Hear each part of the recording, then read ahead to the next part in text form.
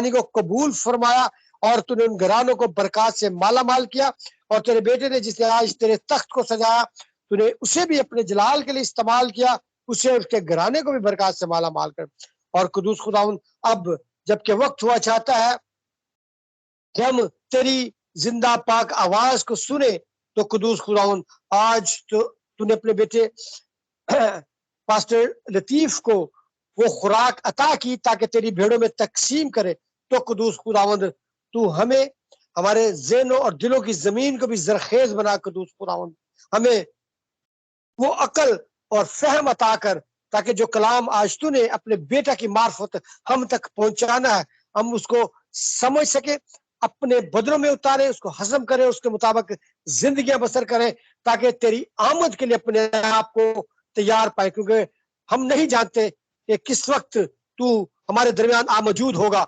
और कुदूस खुदावंद, और हमें उस अदालत के लिए तैयार कर कुदूस खुदावंद, क्योंकि हम जो तेरे अहकामात से दूर होते जा रहे हैं। कुदूस खुदावंद, तुम्हें वो हिकमत दे कि हम तेरी दी हुई सलाह को समझे, तेरे कलाम को समझे।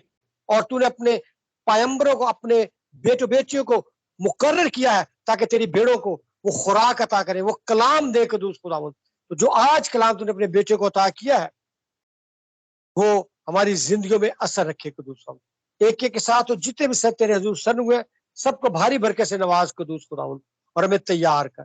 तेरा शुक्र, तेरी तमजीद हो, तेरी कदूस जलाली और फतेहमंद नाम से मांगते और पा लेते हैं। आमीन आमीन आमीन आमीन। थैंक यू पास्टर लतीफ, खुदावन आपको बहुत बरकत दे। बाबरकत दुआ जो आपने हम सब लोगों के लिए की, खुदा के खादिम के लिए की, हम इस दुआ के साथ मुत्तफिक हैं और आमीन कहते हैं। और हमारा ईमान है कि खुदा ने हमारी दुआओं को सुना, आपकी दुआ को सुना। और पास्टर लतीफ़ को हम वेलकम करते हैं कि पास्टर जी आप आइए, और जो आज आत्मिक रोटी हमारे लिए आप लेके आए हैं वो हमारे बीच में शेयर कीजिए प्लीज़। वेलकम पास्टर जी। बहुत बहुत शुक्रिया भाई सूरत। खुदावंद आपको और आपके घराने को कसरत से बरकत अता करे। हम खुदावंद के नहायती तहे दिल से शुक्रगुजार हैं जिसने हम सबको ज़िंदगी, सेहत और तंदुरुस्ती अता की है, और हमें ये एक और मौका अता किया कि हम इतने अच्छे और प्यारे खूबसूरत आवाज़ों के साथ गीत जो है वो सुन सकते हैं। और मुझे बहुत अच्छा लगता है जब प्रस्तश होती है, और उम्मीद है हम सब भी बड़े शौक के साथ चले। हम इतनी अच्छी तरीके से गा तो नहीं सकते, लेकिन जब सुनते हैं इन गीतों से एक बहुत ही खूबसूरत सी दिल के अंदर एक खुशी सी महसूस होती है, और ऐसे लगता है कि जैसे आसमान ज़मीन के नज़दीक आ जाता है, और वो प्यार, वो मोहब्बत, वो खुशी, वो इत्मीनान, जो तसल्ली है वो मिल जाती है कि खुदा का तख्त जो है वो लग जाता है, और फिर खुदा हमसे आके कलाम करता है। और ये बड़ी अच्छी और शुक्रगुजारी की बात है कि हमारा खुदा जो है वो हमारे साथ आकर जब बात करता है, जब वो हमारे साथ कलाम करता है, तो उससे भी ज़्यादा बरकत मिलती है, उससे भी ज़्यादा खुशी जो है वो मिलती है। सो आज सब जानते हैं कि सैटरडे को हम लाइफ ऑफ जीसस के बारे में सीख रहे हैं, और हमने पिछले 3-4 हफ्तों से इसी चीज़ पर हमने गौर किया। हमने देखा कि खुदावंद यीशु मसीह की पैदाइश किस तरह से हुई, फिर खुदावंद यीशु मसीह ने अपना बचपन अपने वालदैन के साथ किस तरह से गुजारा, फिर उन्होंने किस तरह से बपतिस्मा जो था वो लिया, और उसके बाद उनकी लाइफ में जो पहला मौजज़ा हुआ था उसके बारे में हमने सीखा था। और आज जैसा कि आपने देखा कि हमने एक पम्फलेट जो था वो तैयार किया था कि खुदावंद के जो अहकामात हैं, उसके जो कवानीन हैं, उन पर हम गौर जो है वो करना चाहते हैं। सो सिस्टर नीला ने आज हमारे साथ होना था, वो कॉल पिक नहीं कर रही। आई डोंट नो कि वो किस वजह से आज हमारे साथ वो शामिल नहीं हो पा रहे, लेकिन हम खुदावन का शुक्र करते हैं कि हम आज जितने भी बहन भाई यहाँ पर मौजूद हैं जितने भी खादमीन हमारे साथ मौजूद हैं, हम आप सबको वेलकम कहते हैं, खुश आमदीद कहते हैं, जी आयानु कहते हैं, वेलकम कहते हैं। और हम सब मिलकर आज खुदावंद यीशु मसीह की जिंदगी के एक और पहलू जो है उस पर हम गौर करना चाहेंगे। और ये सिलसिला जिस पर हम आज गुफ्तगू करेंगे खुदावंद के अहकामात के बारे में, ये हो सकता है कि 2 हफ्ते या 3 हफ्ते या 4 हफ्ते भी हो सकता है, क्योंकि इसके अंदर हम जो 10 अहकामात हैं खुदा के जो कोहे सीना पर दिए गए थे, हम उनके बारे में डिस्कशन जो है वो करेंगे, आपके ख्यालात लेंगे और आपके कमेंट्स को हम लेंगे। पास्टर अशरफ हमारे साथ हैं, हमारे साथ पास्टर एडमन हमारे साथ मौजूद है। सबसे पहले तो मैं ऑफिशियली तौर पर वॉइस ऑफ गॉड की तरफ से उन्हें खुशामदीद कहता हूं, उन्हें वेलकम कहता हूं। खुदावंद ने हमें ये तौफीक अता की है कि खुदावंद के खादम से हम दानियल की किताब जो है उसका मुतालिया जो है वो करेंगे। मैं कल परसों किसी के साथ बात कर रहा था, भाई विलियम जानते हैं, सिस्टर नसरीन जो ऑस्ट्रेलिया में होते हैं, उनसे मैं बात कर रहा था कि वॉइस ऑफ गॉड के प्लेटफॉर्म पर हम इंसाल की किताब का मुतालिया कर रहे हैं, पास्टर अशरफ याकूब रेवलेशन का मुतालिया करवा रहे हैं, और पास्टर एडवन जो है वो डैनियल की किताब का मुतालिया कराएंगे। तो वॉइस ऑफ गॉड एक इस तरीके से लग रहा है कि जैसे एक इंस्टीट्यूट है, और हम इस इंस्टीट्यूट में मुतालिया करने के लिए आते हैं, सीखने के लिए आते हैं। और खुशी की बात यह है कि हर रोज हमारी क्लास जो है वो लगती है। पास्टर माइकल हमें खुदा उनके पाक कलाम में से, पास्टर लियाकत हमें खुदा उनके पाक कलाम में से, पास्टर नथानियल हमें यानी कि खुदावन के पाक कलाम में से हर रोज हम सीखते हैं। और इसी नजरिए के साथ आते हैं कि हम आज कोई अच्छी बात जो है कलाम मुकद्दस में से ऐसी बात को सीख सकें जो हमारी जिंदगी में अप्लाई हो सके, और उसकी इम्प्लीकेशन से हमारी जिंदगियां जो है वो और बेहतर हो सके, और ऐसी हो सके जो खुदावन की मर्जी के मुताबिक हो। क्योंकि इंसान है, गुनहगार है, बहुत सारी ऐसी अवामल हमारी जिंदगी के अंदर हैं, ऐसे करदार हैं जो खुदा को पसंद नहीं है।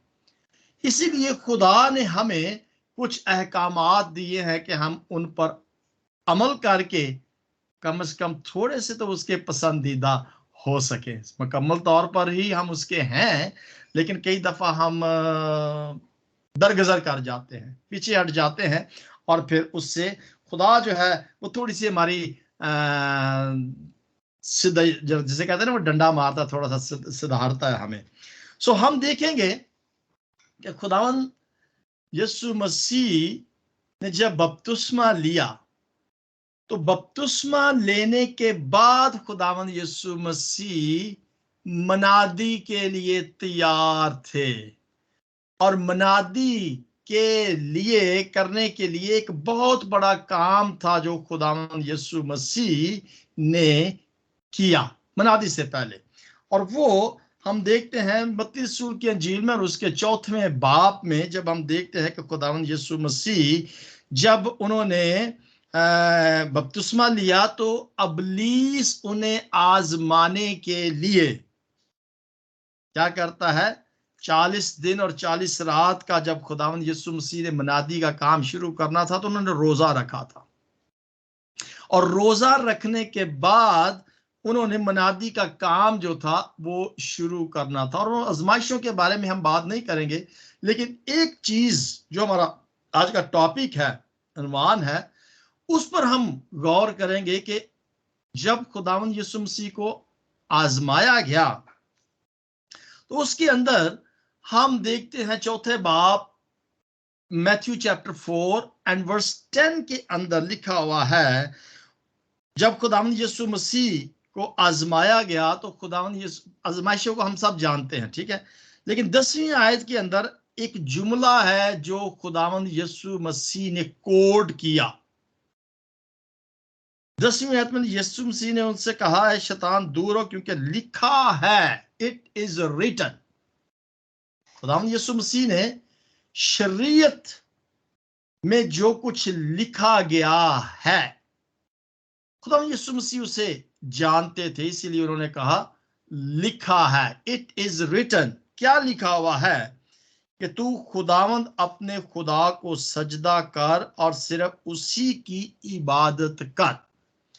अब ये चीज जो कोड खुदावंद यीशु मसीह ने की है कि सिर्फ उसी को सजदा कर, सिर्फ उसी की इबादत कर, ये एक बहुत बड़ा एक्ट था खुदावंद यीशु मसीह का, जो अबलीस के साथ गुफ्तगू करते हुए खुदावंद यीशु मसीह ने कहा। और ये हम नए अहदनामा में देखते हैं।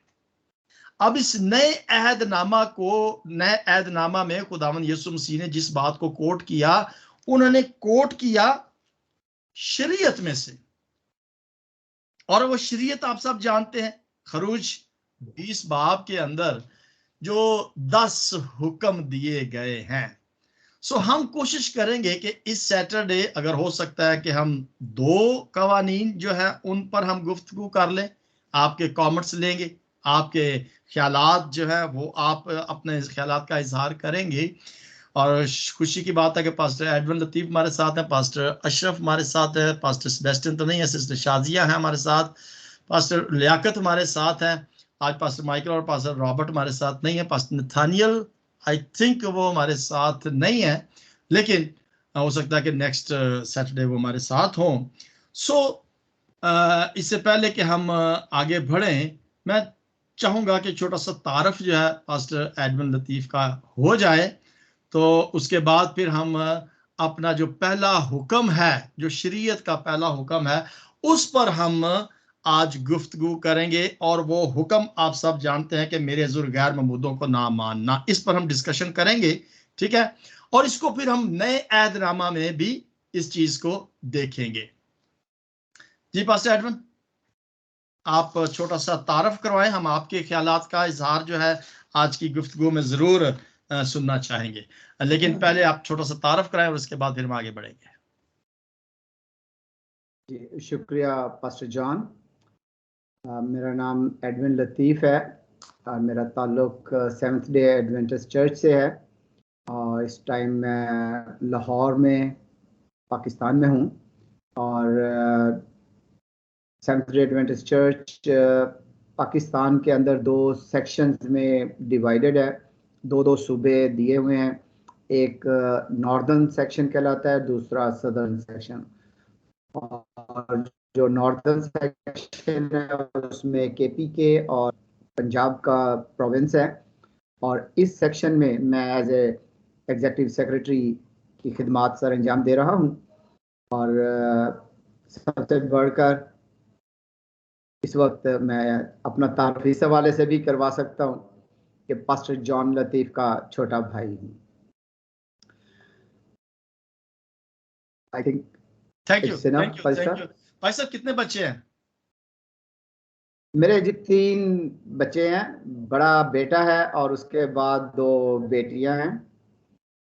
ओके, मैं तो खैर जानता था, सिर्फ ऑडियंस को बताने के लिए मैं चाह रहा था कि थोड़ा पता हो जाए कि भाई साहब की एक बीवी है और 3 बच्चे हैं, और खुदावंद ने एक ही बीवी है। हाँ जी, एक ही बीवी है, ये बरकत दी है खुदावंद ने। उनका बड़ा बेटा जो है वो डॉक्टर है, डॉक्टर ऑफ फिजियोथेरेपी। जी जी, DPT, डॉक्टर ऑफ फिजियोथेरेपी। तो भाई साहब बताना ये चाह रहा था कि सर सबकी एक ही बीवी है हमारे यहाँ। हाँ जी हाँ जी हाँ जी। Okay sir, thank you very much for. मैं भी आप में से ही हूँ, बताने का मकसद है कि मैं भी आप में से ही हूँ, एक वालों में से। ओके जी, okay, thank you very much. Pastor Liaquat Spain से। ओके जी, अच्छा, thank you very much pastor Liaquat. आप तमाम की हाजिरी के लिए हम शुक्रगुजार हैं, खुदावंद आपको बरकत अता करे।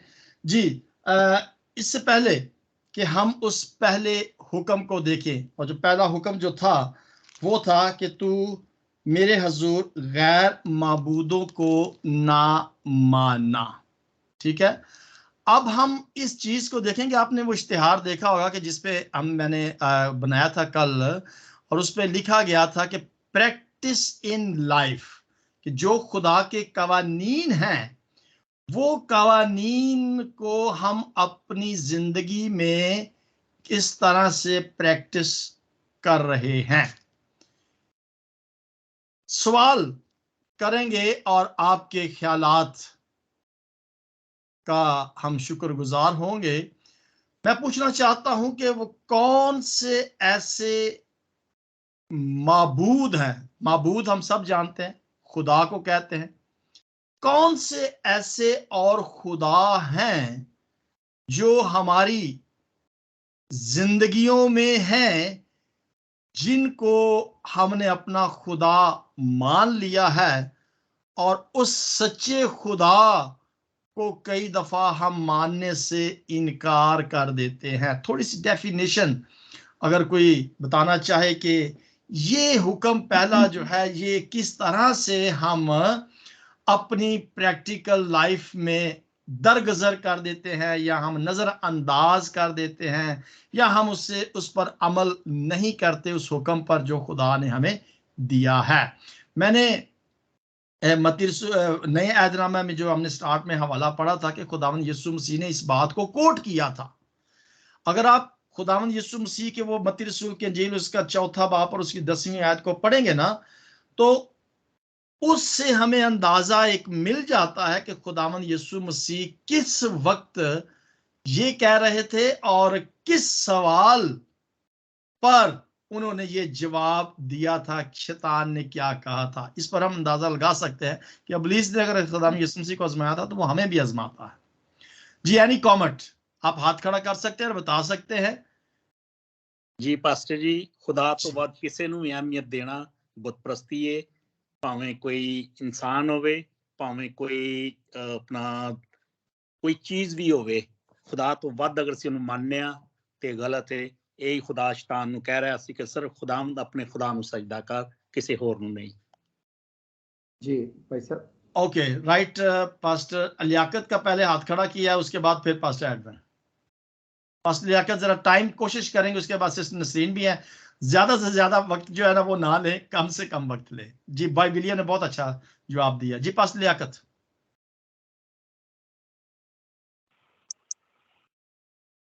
बिल्कुल ठीक कहा जी। ये असल में आबद और माबूद के ताल्लुक को जाहिर करता है। जिस तरह हम आज के अगर दुनियावी तौर पर भी देखें तो जो किसी भी जिस जगह पर हम, जिस मुल्क में हम रहते हैं, जिसके अंडर में हम काम करते हैं, जो काम वो हमें बताता है, अगर हम उसके अगेंस्ट करते, उसकी बराबरी नहीं करते, उसका मतलब हम उसके अगेंस्ट जा रहे हैं, तो फिर हम या तो तनख्वाह में कटौती होती है या फिर नौकरी से निकाल दिया जाता है। तो यहाँ पर भी यही अमल है, क्योंकि खुदा ने ही इंसान को बनाया, तो और वही वाहिद खुदा है जिसके हमें परस्तिश करनी है। यानी आबिद का ये काम है कि वो माबूद ही की सिर्फ परस्तिश करे।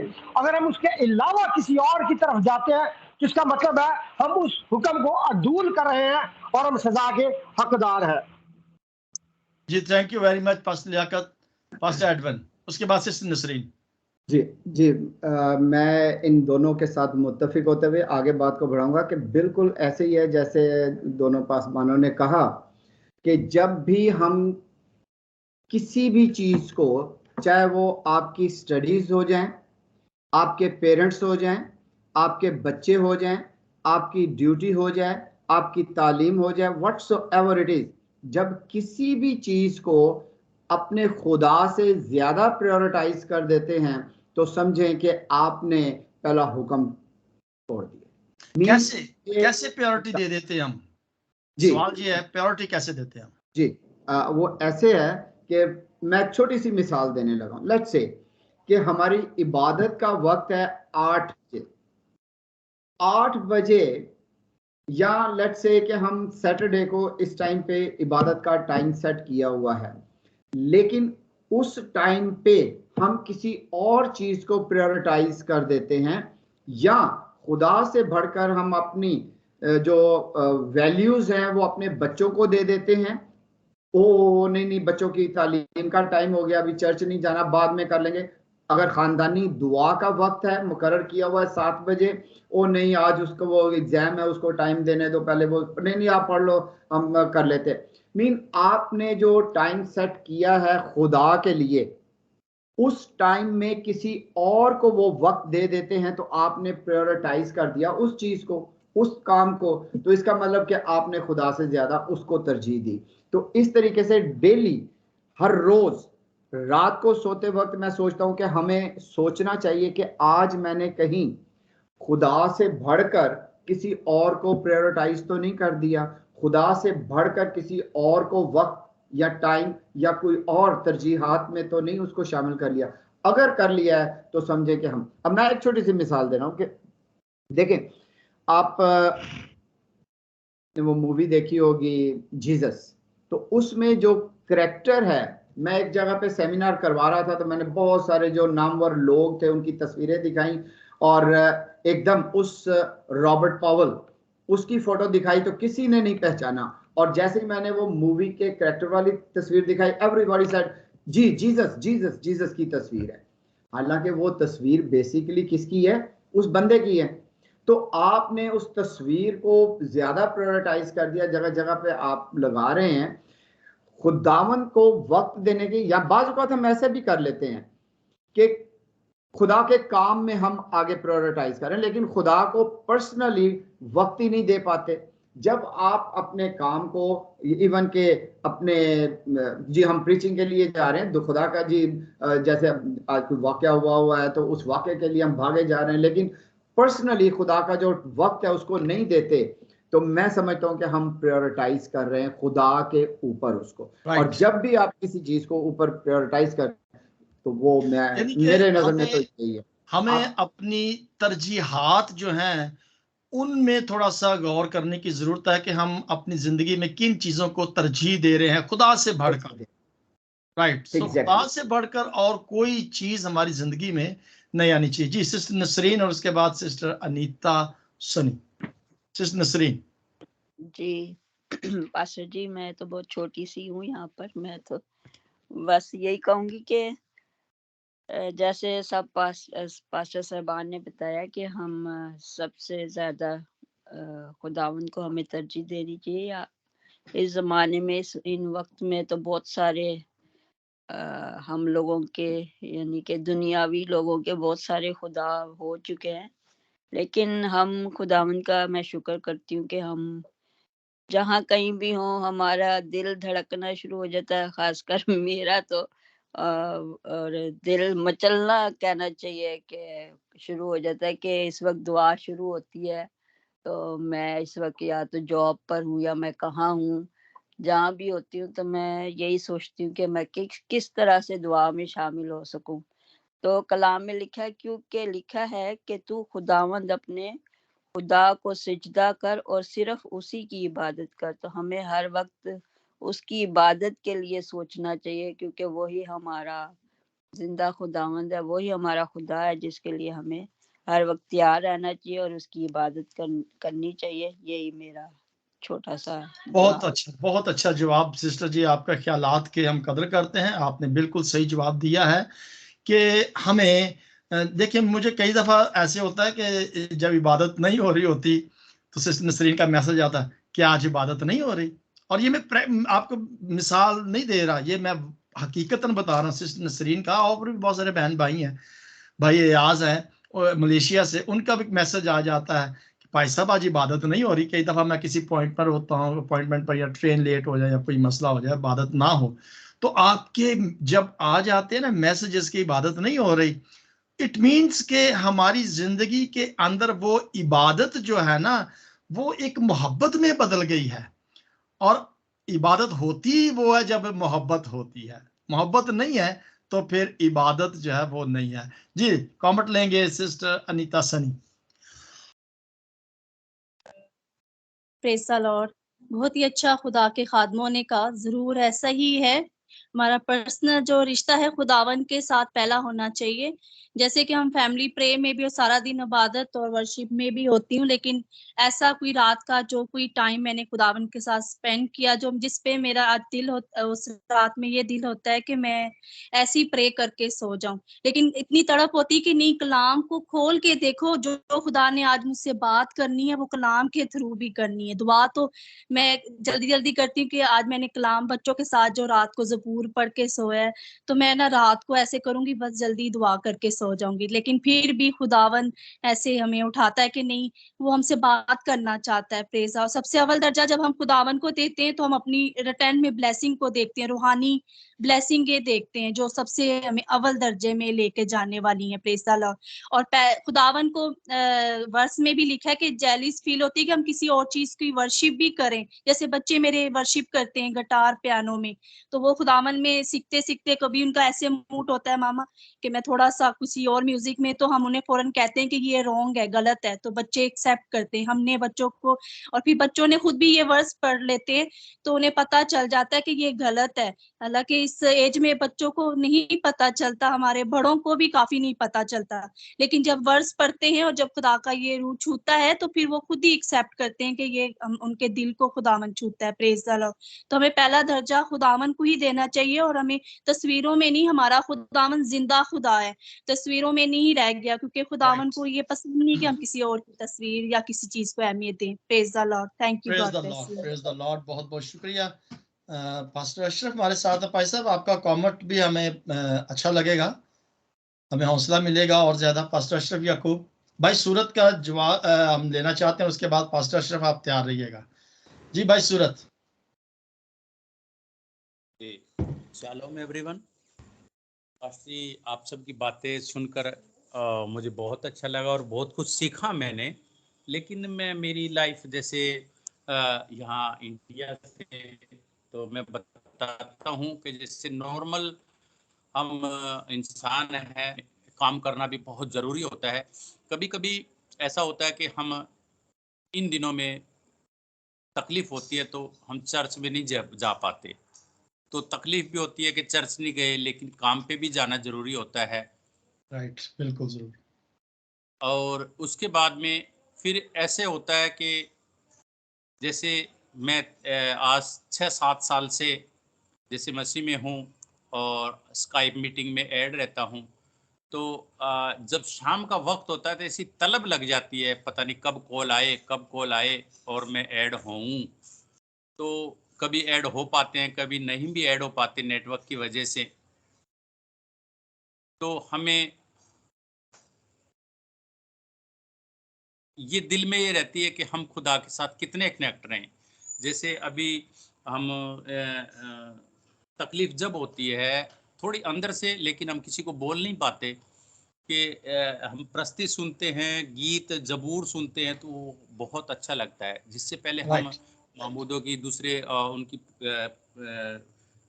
पूजा करते थे, ये करते थे, वो गीत में आज जब सुनता हूँ ना मेरे कानों से, तो मैं ऐसे सोचता हूँ कि मेरे कान में बंद कर लूं। राइट। और मैं कभी कभी तो ऐसा मैं फील करता हूँ, मैं उसको बोल भी देता हूँ। जैसे मैं कहीं काम करता हूँ, भाई ये गीत अगर तेरे को सुनना है तो तू तेरे तक रख, राइट, इसका लाउड मत कर please. Right.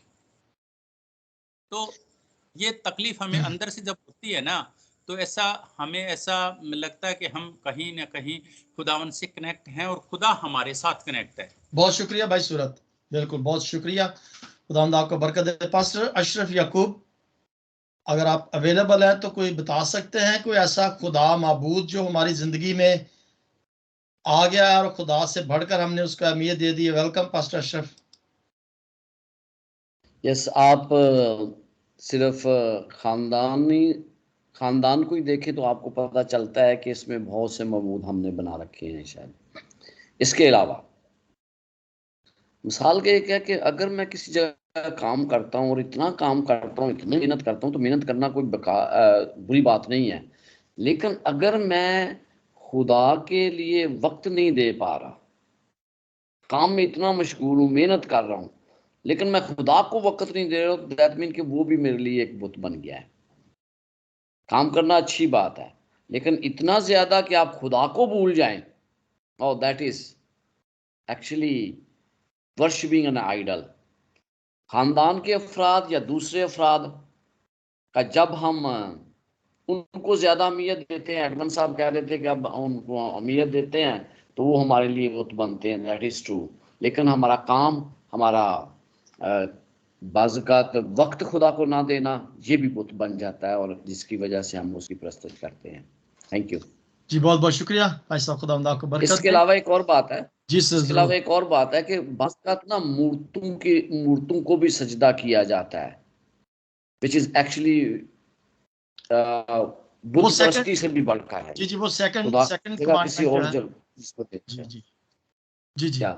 Okay, thank you. मेरा ख्याल है कि अगर हम पहले हुक्म पर ऑल सेटिस्फाई हैं, या अगर कोई इसमें कॉन्ट्रडिक्ट कर रहा है, किसी को कोई ख्याल फर्क हो, जो बातें हमने की उससे एग्री नहीं करता हो, तो ज़रूर वो बता सकते हैं, और हम ज़रूर आपसे मुत्तफिक करने की होने की कोशिश करेंगे।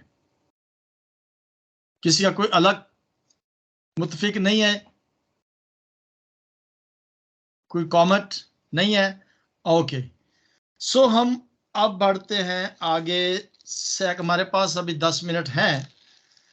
आज हम सिर्फ 2 हुक्म जो हैं उन्हीं पर गौर करेंगे, और फिर नेक्स्ट हम तीसरे हुक्म और चौथे हुक्म की तरफ जाएंगे।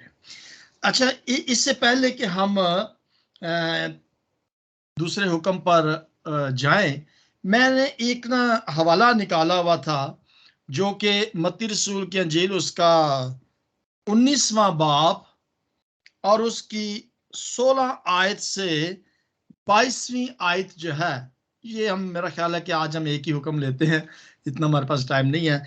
इस हुक्म के बारे में, इस हुक्म जो खुदावंद यीशु मसीह का ये भी हुक्म है, ये नए अहदनामे में है, इसको मैं पढ़ना चाहता हूं, और मैं चाहता हूं कि फिर जिन्होंने हिस्सा नहीं लिया, पास्टर नतानियल हमारे साथ हैं, सिस्टर शमीम है, भाई जैरी है, या दूसरे हमारे बहन भाई जो है, भाई अलमास भी थे हमारे साथ, हाँ भाई अलमास है, तो आपके भी कमेंट लेंगे भाई अयास। ओके, ये एक हवाला है मत्ती रसूल की अंजील उसका 19वां बाब और उसकी 16 आयत में। आप जरूर इसे गौर के साथ सुनिएगा, और फिर हम इस पर डिस्कशन करना चाहते हैं। और देखो, एक शख्स ने पास आकर उससे कहा, उस्ताद मैं कौन सी नेकी करूं ताकि हमेशा की जिंदगी पाऊं। उन्होंने उससे कहा कि तू मुझसे नेकी की बाबत क्यों पूछता है, नेक तो एक ही है, लेकिन अगर तू जिंदगी में दाखिल होना चाहता है, अब ये गौर कीजिए कि अगर तू हमेशा की जिंदगी में दाखिल होना चाहता है तो क्या कर, हुक्मों पर अमल कर। इसका मतलब है कि ये हुक्म जो हम सीख रहे हैं, हमें आते तो हैं, लेकिन बाज का हम नजरअंदाज कर देते हैं। इन हुक्मों पर अमल करने से हम उस हमेशा की जिंदगी में क्या हो जाएंगे, दाखिल हो जाएंगे, जिस मकसद के लिए खुदा यीशु मसीह ने अपनी जान को कुर्बान किया था। वो कहता है कि तू हुक्मों पर अमल कर। उसने क्या कहा, उस आदमी ने जो खुदा यीशु मसीह से सवाल कर रहा था, उसने उससे कहा, केड़े हुक्म, कौन से हुक्म की तू बात कर रहा है, मैं तो सारे हुक्म मानता हूं। यीशु ने कहा, क्या, खून ना कर, जना ना कर, चोरी ना कर, झूठी गवाही ना दे, अपने बाप की और माँ की इज्जत कर, और अपने पड़ोसी से अपनी मानद मोहब्बत रख। अब गौर तलब बात, हम इस हवाले को जानते हैं। उस जवान ने उससे क्या कहा, मैंने तो इन सब पर अमल किया, अब मुझ में किस बात की कमी है। वो कहता है कि मैं सारे हुक्मों पर अमल किया, कमी किस बात की है, यानी किस हुक्म की मैं पैरवी नहीं कर रहा। यीशु ने उससे कहा कि अगर तू कामिल होना चाहता है तो जा, अपना माल असबाब बेचकर गरीबों को दे दे, तुझे आसमान पर खजाना मिलेगा, और आकर मेरे पीछे हो लेना। मगर वो जवान ये बात सुनकर गमगीन होकर चला गया, क्योंकि बड़ा मालदार था। अब ये आयत हमें किस पॉइंट की तरफ लेकर जा रही है? खुदावंद यीशु मसीह कौन सी ऐसी बात थी जिसके जवाब में खुदावंद यीशु मसीह ने ये तशरीह उन हुक्मों की कर दी है। पास्टर लियाकत से मैं सवाल इसका जवाब लूंगा, उसके बाद पास्टर एडविन से। जी पास्टर लियाकत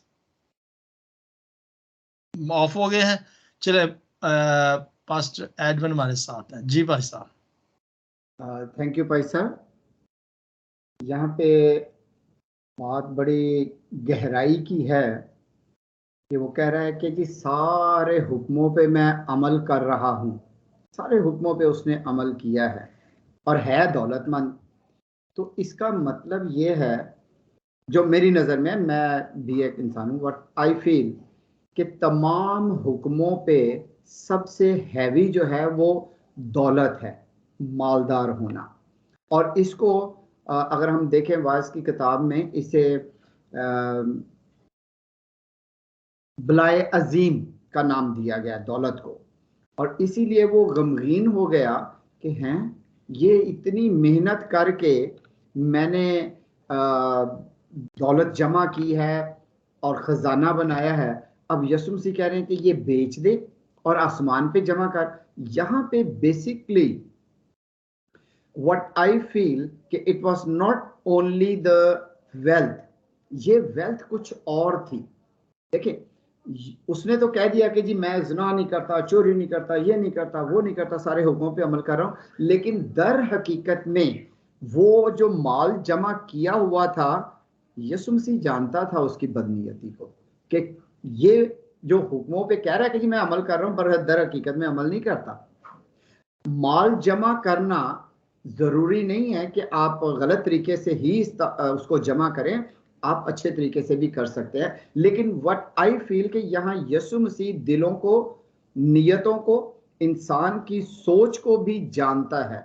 अब वो दिखावे के लिए तो कह रहा है कि करता होगा कि वो सारे हुक्मों पे दिखावे की हद तक करता है, लेकिन दिल में, जहन में, सोच में, ख्यालात में कहीं ना कहीं गड़बड़ थी, जो उसने इतनी दौलत जमा की। और खुदावंद यीशु मसीह उसकी नीयत को जानते थे, इसलिए उन्होंने कहा कि जा अपना माल सारा कुछ बेच दे और तुझे आसमान पे खजाना मिलेगा। अब यहाँ पे खजाना सिर्फ दौलत की बात नहीं है, और लिटरली अगर हम इसका मीनिंग लें लिटरली, तो वो दौलत जो है, रुपया पैसा आसमान पे तो नहीं है उसकी जरूरत। वो खजाना, वो आपका करैक्टर, वो आपका एटीट्यूड, वो आपका रवैया है, वो आपका अखलाक है कि आप एक दूसरे के साथ कैसा रवैया इख्तियार करते हैं, आपकी सराउंडिंग क्या है। और बिल्कुल किसी ने खूब कहा है कि a person is known by the group to which he belongs and wants to, कि इंसान अपनी सोबत से पहचाना जाता है।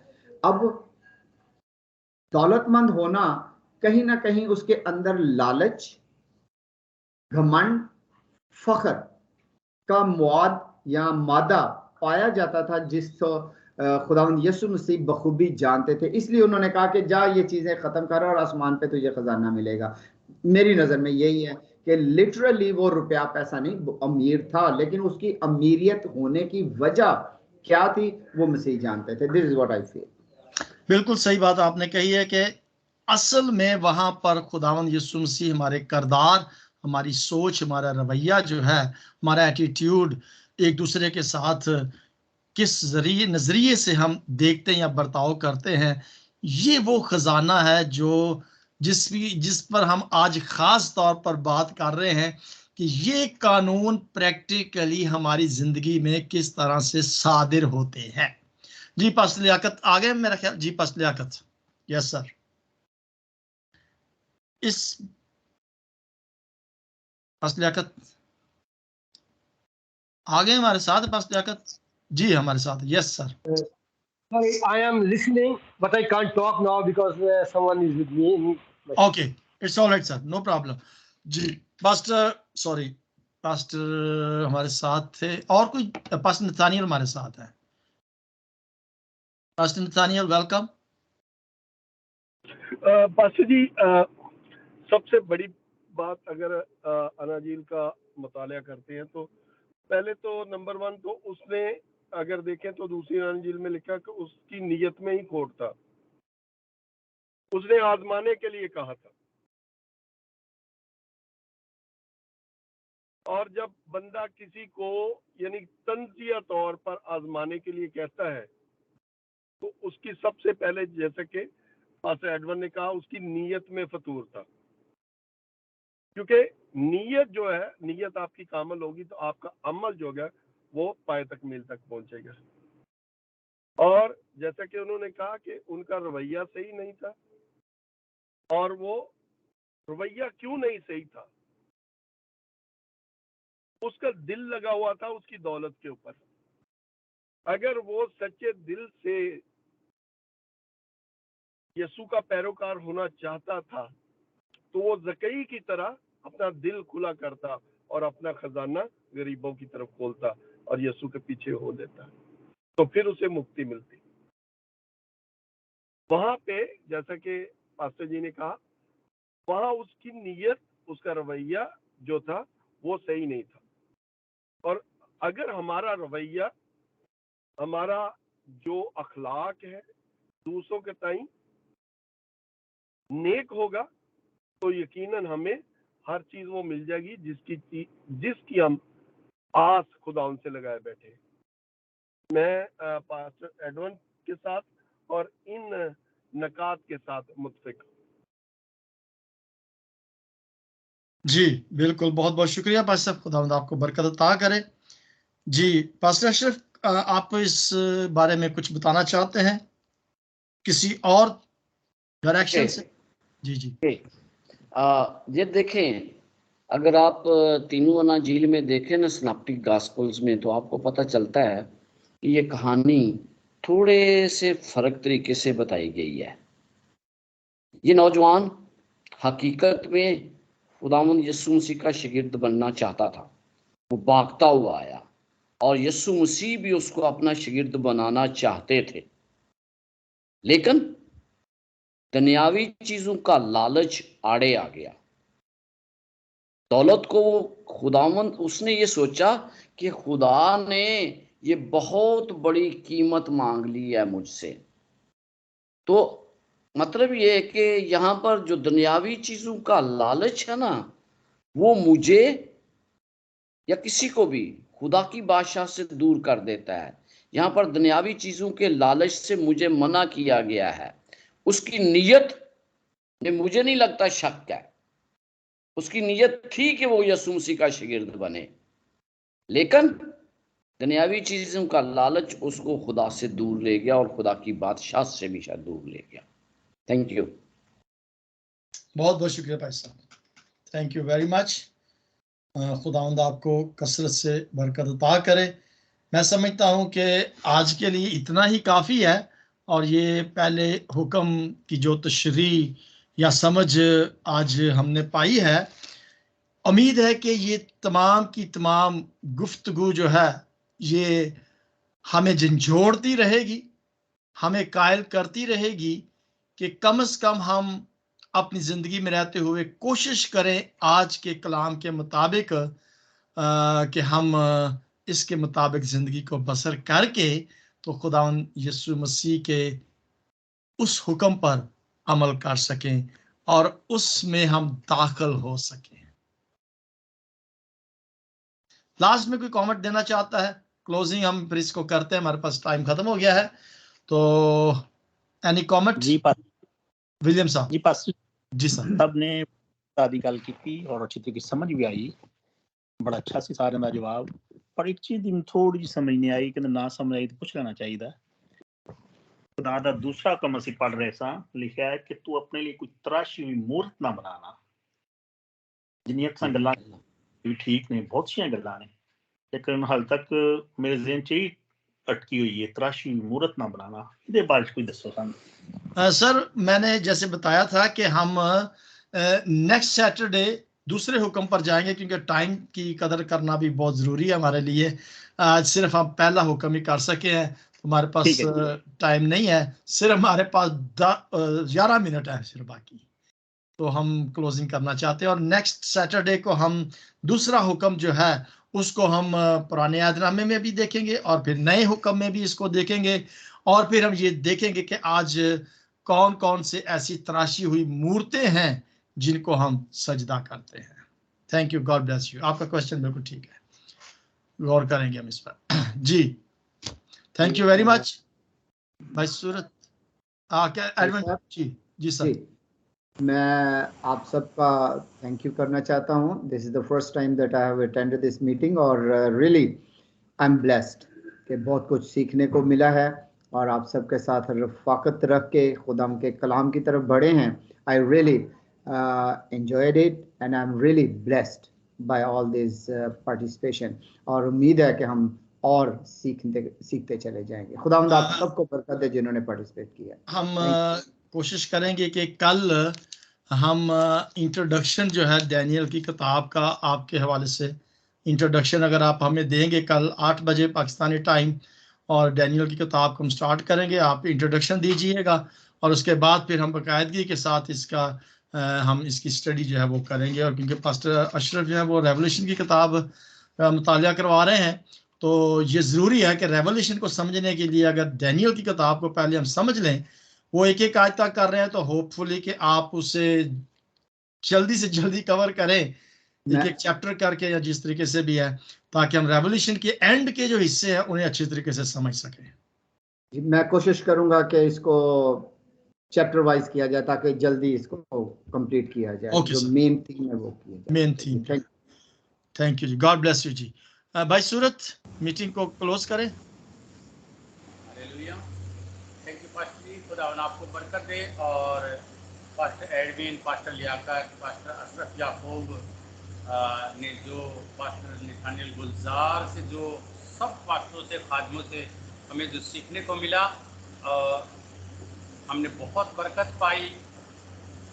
और ये एक बहुत अहम बात है कि जैसे उसने कहा कि मैं ये सब हुक्म को मानता हूँ, लेकिन खुदा ने जो उससे कहा उसके, जैसे खुदा के कलाम में लिखा है, दिल और गुर्दों को जांचने वाला खुदा है। उसके मन में खोट था, तभी खुदा ने उसे कहा कि ये सब तू छोड़ और जब तू खुदा की बादशाही में दाखिल होगा। आमीन, हालेलुया। और मेरी दरख्वास्त अभी होगी हमारे साथ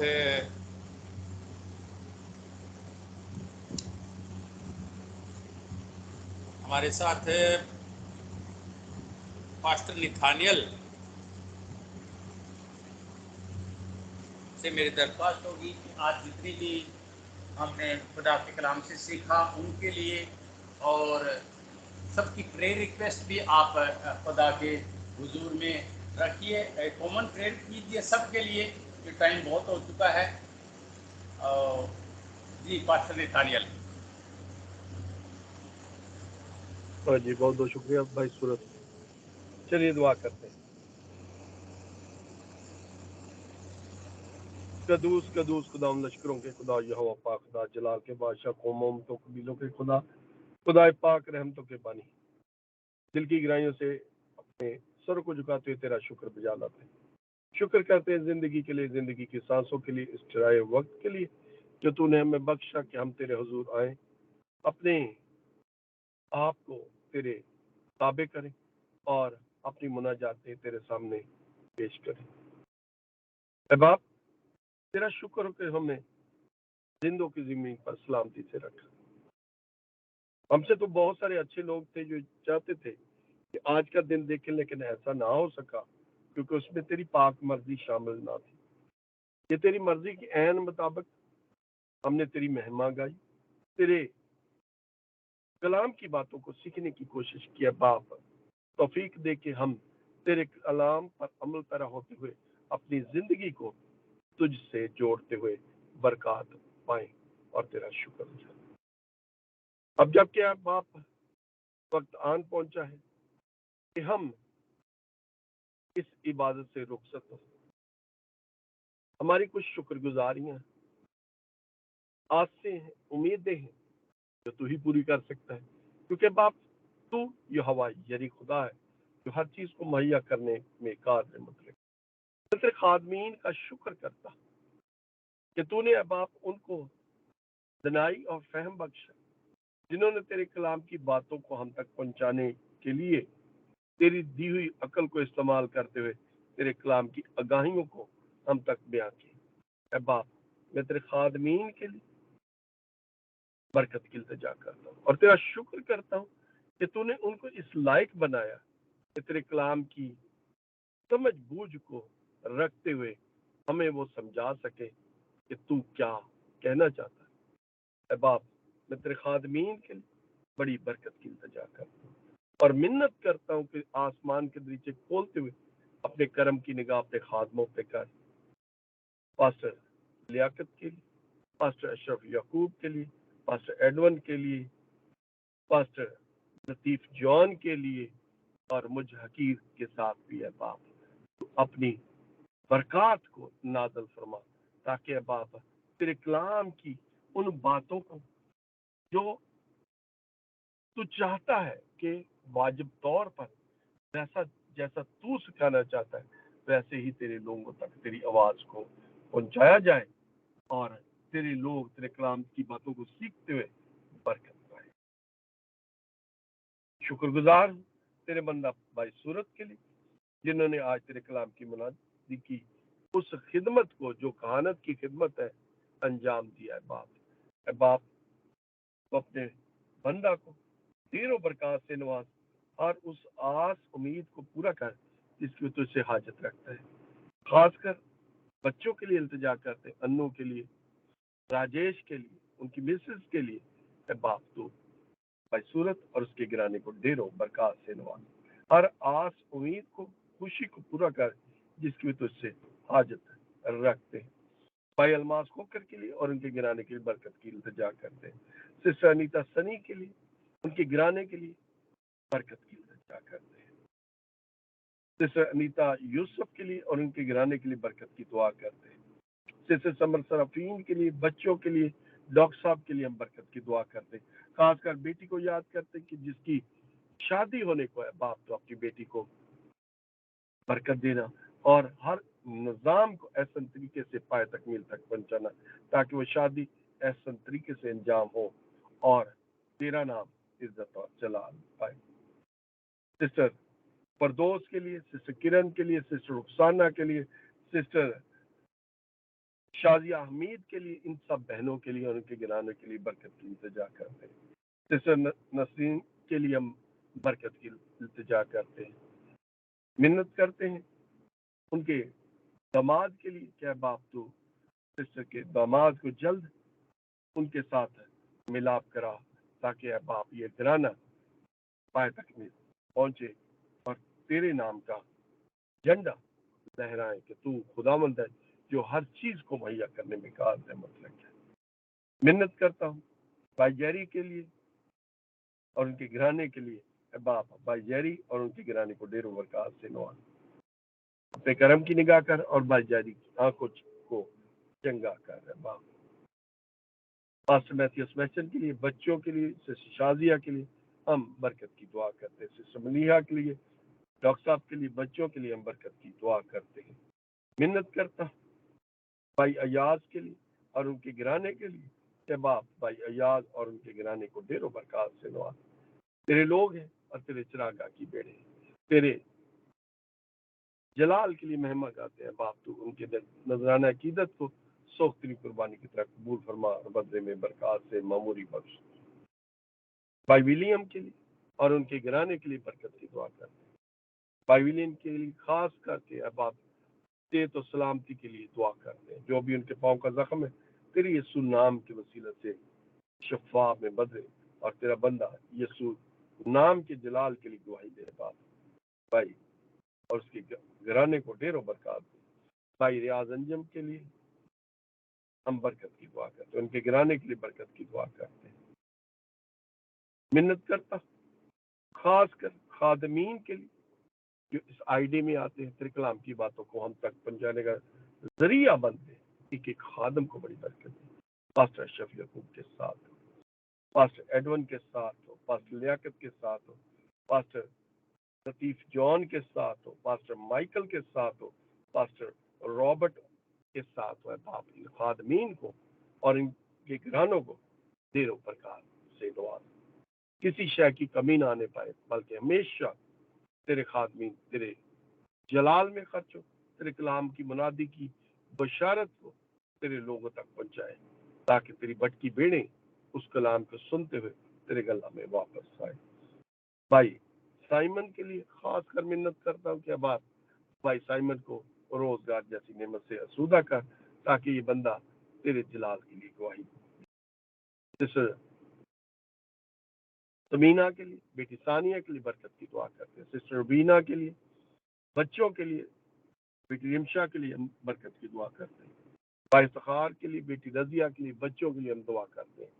बाप जिनके नाम पुकारे नहीं गए या किसी वजह से वो जा चुके हैं, एक एक कर खानदान को बड़ी बरकत दे और तौफीक दे कि हमेशा हम तेरे डर और खौफ में अपनी जिंदगी को गुजारें और तुझ में बढ़े और तरक्की करें।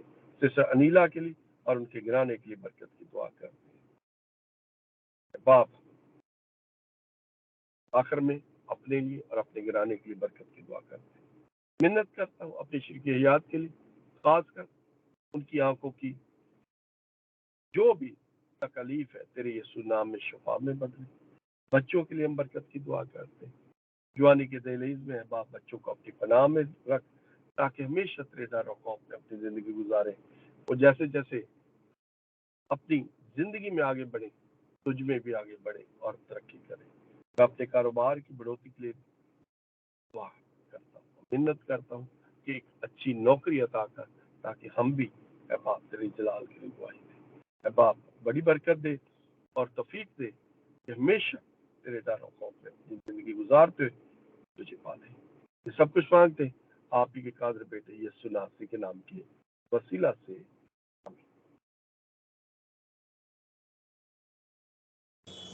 आमीन आमीन। थैंक यू पास्टर निथानियल, खुदावन आपको बरकत दे। आपने हम सब की दुआ की, खुदावन आपको बहुत बरकत दे। आपकी दुआ के साथ हम मुत्तफिक हैं और आमीन कहते हैं, और हम ईमान रखते हैं कि जो खुदा से आपने हम सब के लिए मांगा वो हमें मिल चुका। आमीन हालेलुया। अब मेरी दरख्वास्त होगी पास्टर लतीफ़ जॉन से कि वो खुदा की सिखाई हुई दुआ और कलाम बरक़ात से हमें रुखसत करे। पास्टर लतीफ़ जॉन। जी बहुत बहुत शुक्रिया भाई सूरत, खुदावंद आपको बरकत अता करे। आए हम सब मिलकर खुदावंद की सिखाई हुई दुआ में हिस्सा लेते हैं। आए हमारे बाप, तू जो आसमान पर है, तेरा नाम पाक माना जाए, तेरी बादशाहत आए, तेरी मर्जी जैसे आसमान पर पूरी होती है जमीन पर भी हो। हमारे रोज की रोटी आज हमें बख्श दे, जिस तरह हम अपने कर्जदारों को माफ करते हैं, तू भी हमारे कर्ज हमें माफ करना।